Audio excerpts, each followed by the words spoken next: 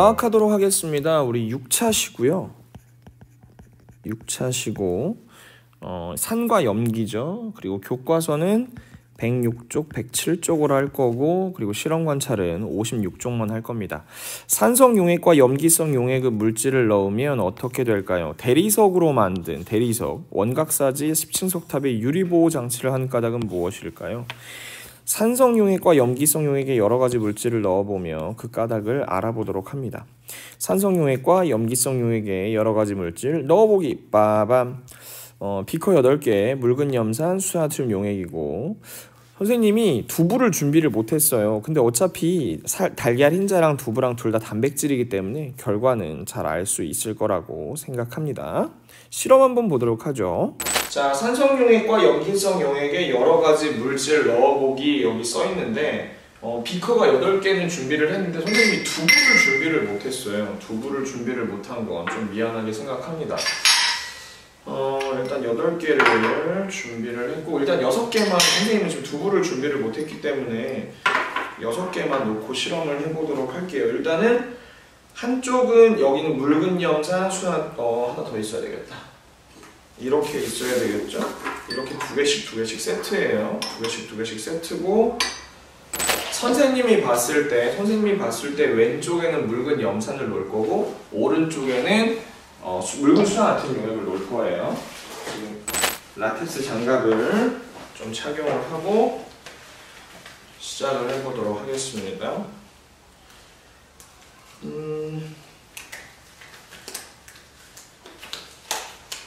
일단 얘는 페노프탈렌 용액이고, 묽은 수산화트륨 용액이에요. 묽은 수산화트륨 용액. 얘는 다 묽은 염산, 묽은 수산화트륨 용액. 묽은 수산화트륨 용액은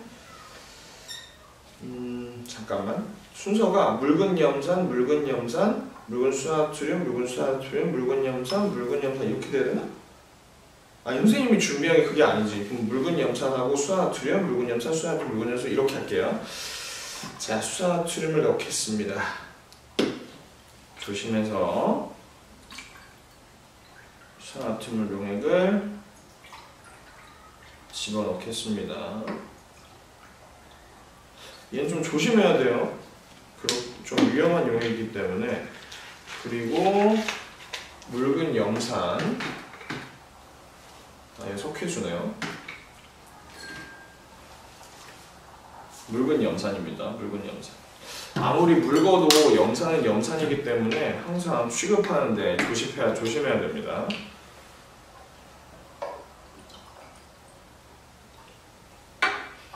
아우, 방구 냄새. 묽은 염산이 약간 방구 냄새 같은 거 나거든. 자, 선생님이 봤을 때 왼쪽에 있는 게 묽은 염산이에요.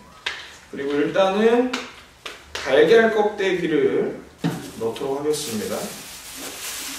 선생님이 어제 달걀을 집에서 삶아왔어요. 달걀을 지금 집에서 삶아와서 달걀을 벗겨서 이제 달걀 껍데기 이렇게 나온 것처럼 예쁘게 못 벗길 것 같은데? 오야, 예쁘게 못 벗길 것 같은데? 뭐 이 정도만 묽은 염산에 2개를, 오야, 벌써부터 그죠? 반응이 보이죠? 그리고 이제 수산화트륨에도 계란 껍질을 넣었습니다. 왼쪽은 벌써부터 반응이 장난 아닙니다. 그렇죠? 반응이 지금 카메라가 잘 담고 있는지 모르겠네요. 반응이 나오고 있고, 그리고 두 번째 거는 계란 흰자예요. 계란 흰자인데 묽은 염산에 집어넣었고요. 그리고 두 번째 거도 이제 묽은 수산화트륨 용액에 계란 흰자를 집어넣었는데 약간 떠있는데 뭐 내려앉겠죠 이제. 그리고 와, 벌써 근데 묽은 염산과 반응을 많이 했어요. 그리고 이제 대리석 할 거예요. 대리석을 할 거고, 묽은 염산 이제 대리석을 한번 반응을 보여도록 하겠습니다. 대리석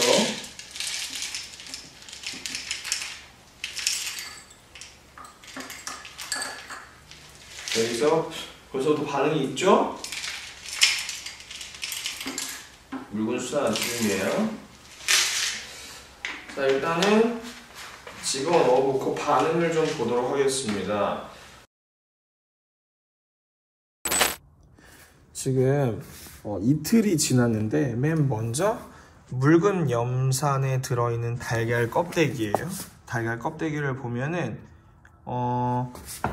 묽은 염산에 들어있는 건 완전 이렇게 반응이 너무 심하고 묽은 수산나트륨 용액 들은 거는 멀쩡하죠. 그 다음 거 계란 흰자인데요.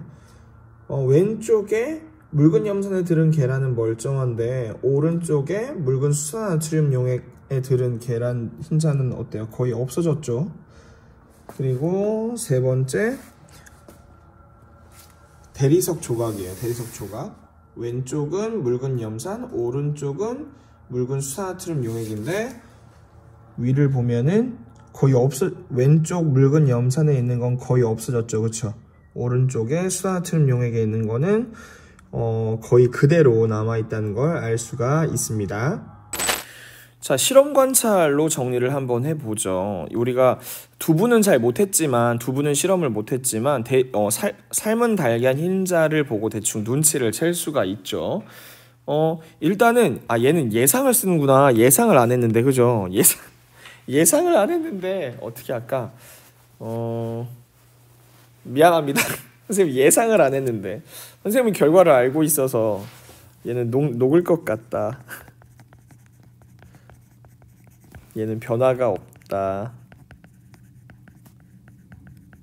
대리석 조각은 뭐 녹을 것 같다. 변화가 없다. 이렇게 쓰면 되겠죠.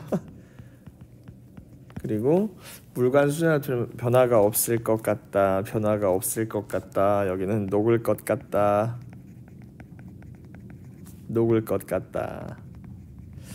이걸 먼저 했었어야 되는데. 자, 달걀 껍데기, 삶은 달걀 흰자, 대리석 조각 두부를 묽은 염산이 담긴 비커와 묽은 수산나트륨 용액에 담긴 비커에 넣었을 때 변화를 한번 살펴볼 건데, 두부는 안 했지만 삶은 달걀 흰자를 유추해서 한번 해보면은 달걀 껍데기는 어때요? 막 기포가 발생하고 껍데기가 녹았죠, 그렇죠? 자, 기포가 발생하고 녹았다 이렇게 쓰면 될 것 같고, 달걀 흰자는 변화가 없었죠? 그래서 이거로 유추했을 때, 왜냐면 달걀 흰자나 두부나 똑같은 단백질이거든. 얘도 변화가 없다라고 유추는 할 수 있을 거예요. 아마 실제로 실험을 해보진 않았지만. 대리석 조각도 녹았죠. 대리석 조각도 기포가 발생하고 녹았습니다.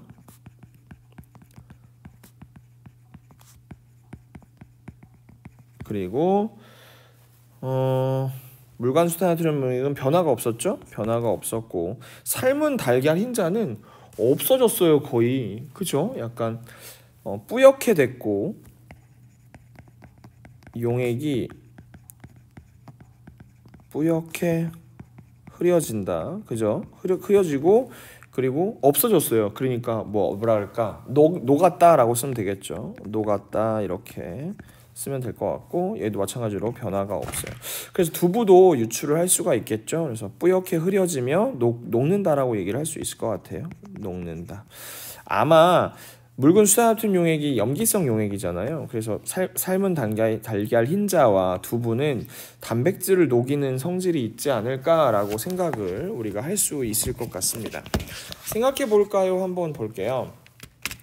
산성 용액과 염기성 용액을 물질을 넣었을 때 나타난 변화를 바탕으로 산성 용액과 염기성 용액의 성질을 한번 말해 볼까요? 라고 할 수 있는데, 자, 산성 용액은 어때요?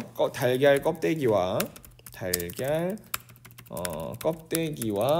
대리석 조각을 녹이고, 그리고 또 염기성 용액은 삶은 달걀과 두부, 즉 단백질 성분을 녹인다. 선생님은 그냥 이렇게 써보도록 하겠습니다.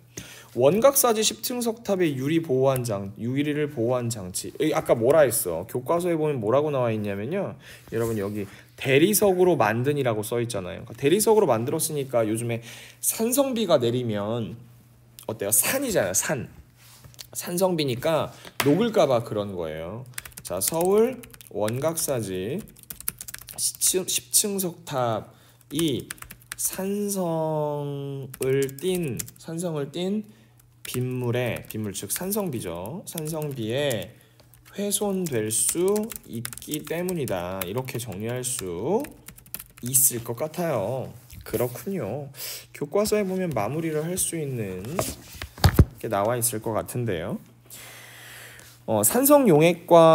산성용액에 달걀 껍데기를 넣으면 기포가 발생하면서 바깥쪽 껍데기가 녹아서 없어진대요. 또 대리석 조각을 넣으면 기포가 발생하면서 대리석 조각이 녹는데요. 하지만 삶은 달걀 흰자와 두부는 아무런 변화가 없습니다. 반면에 염기성 용액에 삶은 달걀 흰자를 넣으면 시간이 지나면서 녹아서 흐물흐물해져요. 우리 실험은 어땠어요? 아예 없어졌어요. 그렇죠? 근데 뿌얘졌어요. 두부를 넣으면 시간이 지남에 따라 두부가 녹아서 흐물흐물해지면서 뿌옇게 흐려진다. 반면에 달걀 껍데기와 대리석 조각에는 아무런 변화가 없다. 이런 성질을 가지고 있다는 걸 우리가 알 수 있습니다. 다음 시간은 어떤 거 해볼까요? 산성 용액과 염기성 용액을 섞으면 어떻게 될까라고 하는 것을 한번 실험을 통해서 알아보도록 하겠습니다. 오늘 여기까지 해보도록 할게요. 안녕.